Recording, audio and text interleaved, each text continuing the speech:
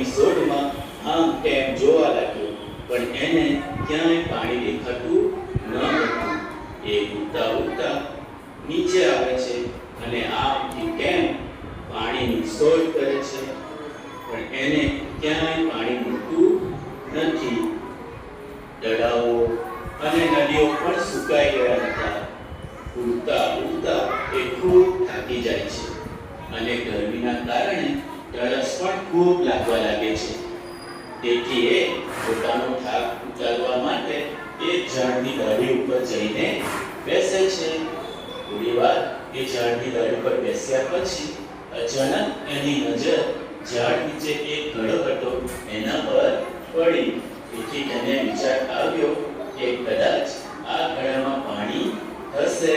તેથી તે ઉડીને ઘડા પાસે જાય છે અને ઘડા ઉપર બેસી જાય છે અને ઘડામાં જુએ છે તો પાણી હતું, પણ એ ખૂબ નીચે હતું.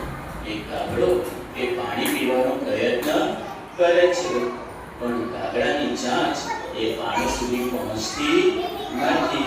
તેથી કાગડો વિચારવા લાગ્યો કે હવે શું કરવું. થોડી વાર વિચાર્યા પછી એની નજર ઘડાની આસપાસ પડેલા કાંકરા ઉપર પડી. તેથી કાગડાને એક યુક્તિ મળી ગઈ.